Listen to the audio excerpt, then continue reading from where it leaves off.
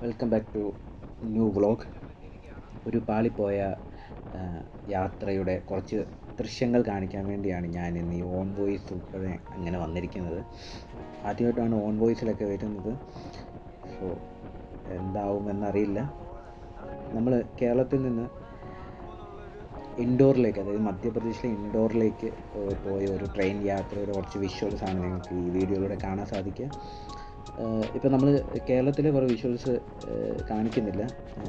മഹാരാഷ്ട്രയുടെ വിഷ്വൽസാണ് കാണിച്ചുകൊണ്ടാണ് തുടങ്ങുന്നത്. മഹാരാഷ്ട്രയിലെ എന്താ പറയുക, ബ്യൂട്ടിഫുള്ളായിട്ടുള്ള ഗ്രാമപ്രദേശങ്ങളാണ് നിങ്ങൾ കാണുന്നത്. മഞ്ഞ്, മലകൾ, കാട്, അതേപോലെ പാടങ്ങൾ, അരുവികൾ, ആറുകൾ, അങ്ങനെ എന്താ പറയുക, മഹാരാഷ്ട്രയിലെ ഫുള്ളൊരു വൈവിധ്യമാർന്ന ഭൂപ്രകൃതിയാണ് മഹാരാഷ്ട്രയിലുള്ളത്. അതുപോലെ തന്നെ ഭയങ്കര ബ്യൂട്ടിഫുള്ളാണ് ഇവിടുത്തെ ഇത്.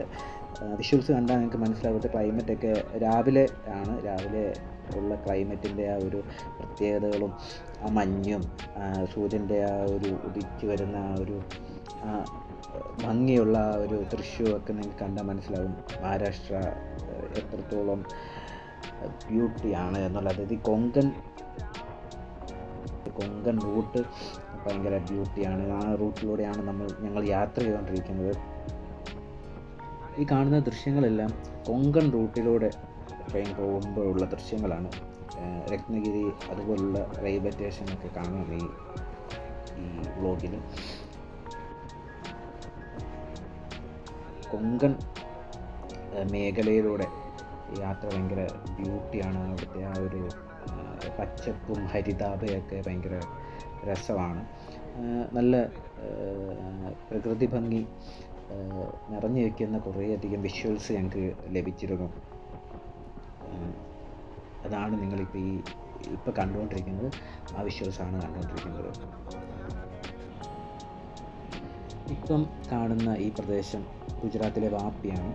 വാപ്പി റെയിൽവേ സ്റ്റേഷൻ്റെ സമീപ പ്രദേശങ്ങളാണ്. നമ്മൾ ട്രെയിൻ വാപ്പി റെയിൽവേ സ്റ്റേഷനിലേക്ക് അടുക്കുന്നതിന് മുമ്പ് ഉള്ള ദൃശ്യങ്ങളാണ് നിങ്ങൾ കാണുന്നത്.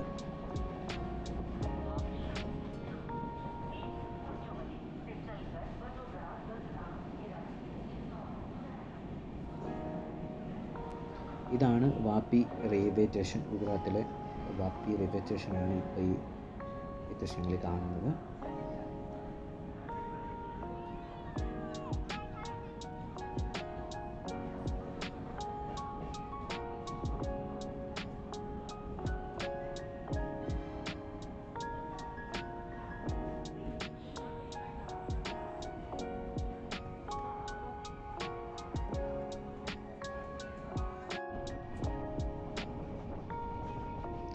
ഈ ഒരു യാത്രയിൽ എന്തെങ്കിലുമൊക്കെ ഒന്ന് ആസ്വദിക്കാൻ കഴിഞ്ഞത് മഹാരാഷ്ട്രയിലൂടെ ട്രെയിൻ സഞ്ചരിച്ചപ്പോഴാണ്.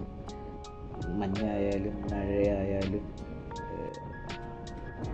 മലകളായാലും കാടായാലും ഒക്കെ ഉണ്ടായിരുന്നത് മഹാരാഷ്ട്രയിലെ കൊങ്കൺ പ്രദേശത്തൂടെ യാത്ര ചെയ്തപ്പോഴാണ് നമുക്ക് കുറച്ചധികം നല്ല രീതിയിൽ വിഷ്വൽസ് കിട്ടിയത്.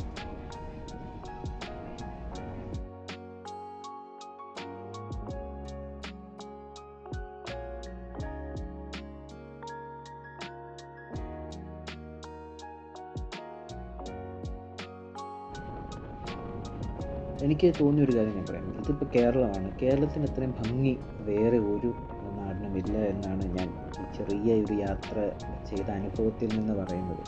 കാരണം ഇത്രയും മനോഹരമായ ഒരു നാട് വേറെ ഇല്ല.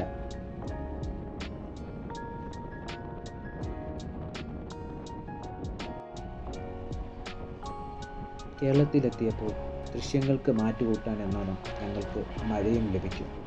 എനിക്ക് പലപ്പോഴും തോന്നിയിട്ടുള്ളൊരു കാര്യമാണ്, മഴ പെയ്യുമ്പോഴും മഴ പെയ്തതിന് ശേഷവും നമ്മുടെ പ്രകൃതി ഭംഗിക്കൊരു വശ്യ സൗന്ദര്യമാണ്. നമ്മളെ അങ്ങനെ ആകർഷിച്ച് കളയുന്ന രീതിയിലുള്ള ഒരു സൗന്ദര്യം നമ്മുടെ പ്രകൃതിക്കുണ്ട്. നമ്മൾ ഭയങ്കരമായിട്ടും ഭാഗ്യം ചെയ്തവരാണ്. മറ്റ് സംസ്ഥാനങ്ങളെ അപേക്ഷിച്ച് നമുക്ക് അധികമായി മഴ ലഭിക്കുകയും ആ മഴ നമുക്ക് ലഭിക്കുന്നത് കൊണ്ട് നമ്മുടെ പ്രകൃതിക്ക് ഇത്രയധികം സൗന്ദര്യം ലഭിക്കുകയും ഇത്രയധികം പച്ചപ്പും നമ്മുടെ എന്താ പറയുക പ്രകൃതിയിൽ തന്നെ മഴ കൊണ്ടുണ്ടാകുന്ന ഒരു മാറ്റമുണ്ടല്ലോ, അത് നമ്മുടെ കേരളത്തിൽ മാത്രമേ ഉള്ളൂ. മറ്റ് സംസ്ഥാനങ്ങളിൽ എനിക്ക് തോന്നുന്നു മറ്റ് സ്ഥലങ്ങളിലൊക്കെ അത് തീർത്തും ഞാൻ കണ്ടിട്ടില്ല. ഞാൻ സഞ്ചരിക്കാത്തത് കൊണ്ടാവും. ഇപ്പം ഞാൻ മഹാരാഷ്ട്രയിൽ പോയപ്പോൾ നമ്മുടെ കൊങ്കൺ റീജിയനിലൂടെ യാത്ര ചെയ്തപ്പോൾ കണ്ട ഒരു ഭംഗി, അതൊരു വേറൊരു ഭംഗിയാണ്. നമ്മുടെ കേരളത്തിലേക്ക് വരുമ്പോൾ കേരളത്തിന് അതിൻ്റേതായ ഒരു വേറൊരു ഭംഗിയുണ്ട്. അപ്പം എനിക്ക് തോന്നുന്നു ആ കൊങ്കൺ റൂട്ടിനെക്കാട്ടിലും ഭംഗി കേരളത്തിനാണ് എന്ന് എനിക്ക് ഇപ്പം തോന്നുന്നു. നിങ്ങൾക്ക് കൊറോണ ടൈം തൊട്ട് ആഗ്രഹം ഉണ്ടായിരുന്നു വീഡിയോസൊക്കെ ചെയ്യണം, ഇങ്ങനെ യൂട്യൂബിൽ പോസ്റ്റ് ചെയ്യണം എന്നൊക്കെ ആഗ്രഹം ഉണ്ടായിരുന്നു.